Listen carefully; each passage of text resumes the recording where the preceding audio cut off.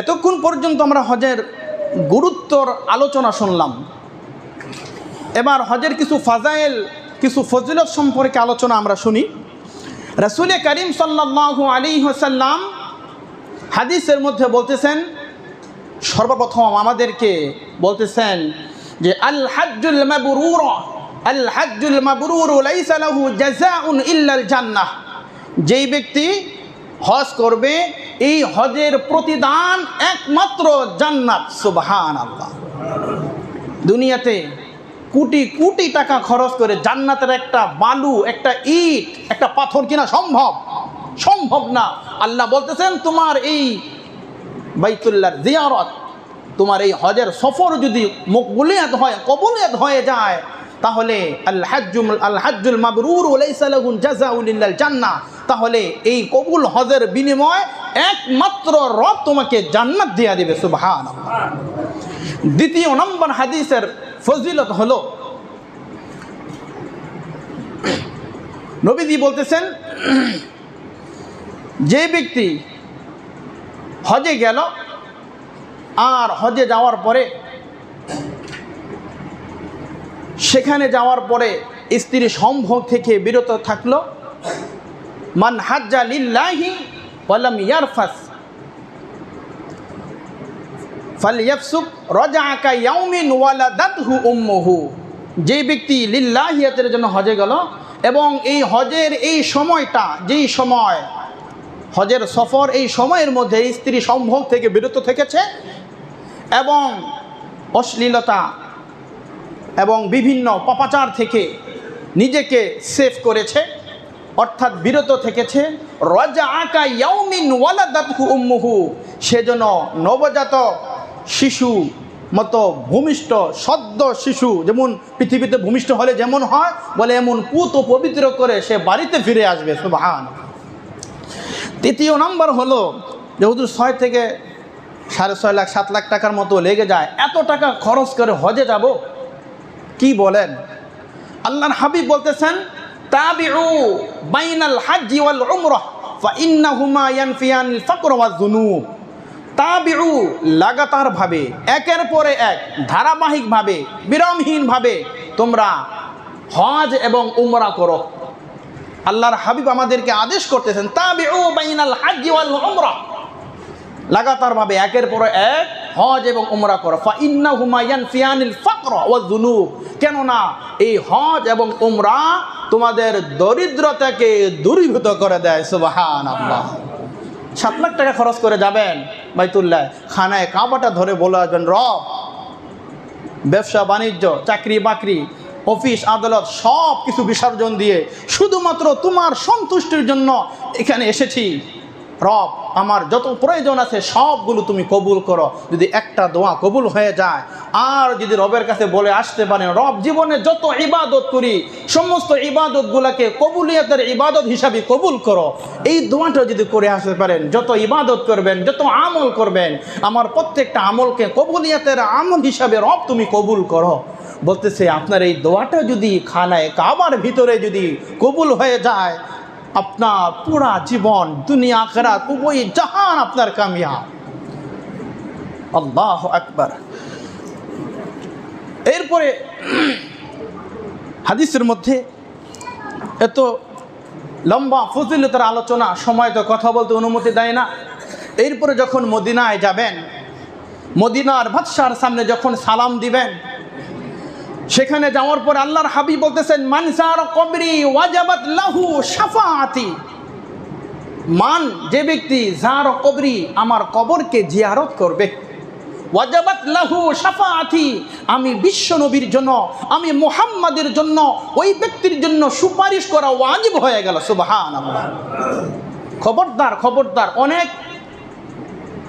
এক জাতীয় এক শ্রেণীর ভাই এই কথা আমাদেরকে বলবে যে শুধু মদিনার জন্য, মক্কায় তো হজের 8 তারিখ থেকে হজের সমস্ত কার্যক্রম সবই তো মক্কায়, বলে মদিনায় যখন জিয়ারত করে যাবেন, বলে মদিনায় শুধু মদিনায় নবীর কবর জিয়ারত করার উদ্দেশ্যে যাওয়া সেখানে বেদাত। নাউজুবিল্লাহ।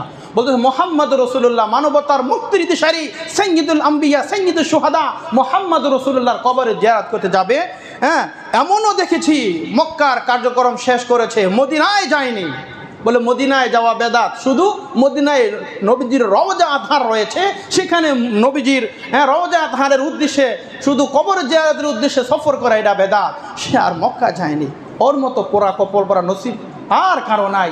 এই জন্য আল্লাহর হাবিব স্পষ্ট আরেক হাদিসের মধ্যে বলছে, যে ব্যক্তি আমার মৃত্যুর পর আমার কবর জিয়ারত করলো, সে যেন আমার জীবদ্দশে আমার কবরকে জিয়ারত করলো। সুবহানাল্লাহ।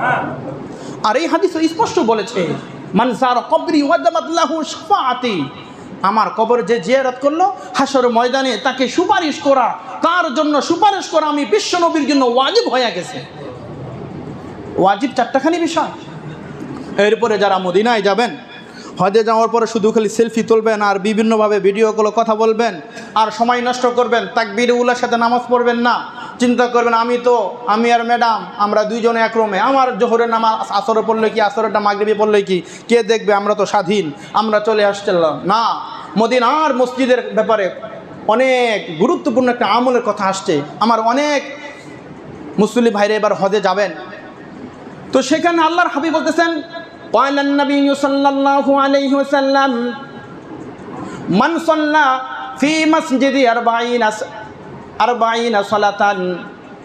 আল্লাহর হাবিব বলতেছেন, মান সাল্লা ফি মসজিদি, যে ব্যক্তি আমার মসজিদে 40 সালাতান, অন্য জায়গায় আসছে 40 জামাতান, বিভিন্ন হাদিসে বিভিন্নভাবে আসছে, কথা একটাই, অর্থ একটাই, প্রত্যেকটা শব্দের প্রত্যেকটা ব্যাখ্যার হাদিসের অর্থ একটাই।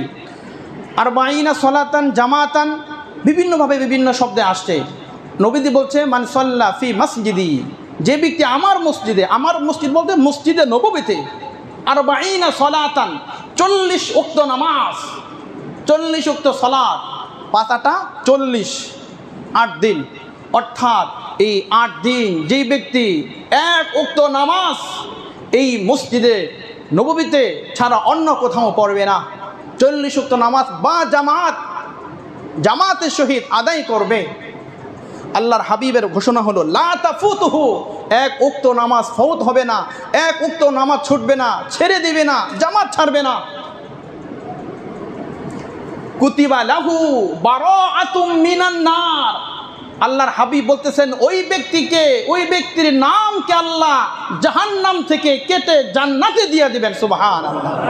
কুতিবা লাহু বারাআতুন, তাকে মুক্তি দিবেন, মিনান নার, জাহান্নাম থেকে, ও বারাআতুম মিন আযাবি, এবং কঠিন থেকে কঠিন আযাব থেকে রব তোমাকে মুক্তি দিয়ে দিবেন। সুবহানাল্লাহ। তৃতীয় নাম্বার হলো ও বারাআতুম মিনান নিফাক, বলে এই নিফাক থেকে আল্লাহ তাআলা তোমাকে পুত ও পবিত্র করে দিবেন। সুবহানাল্লাহ।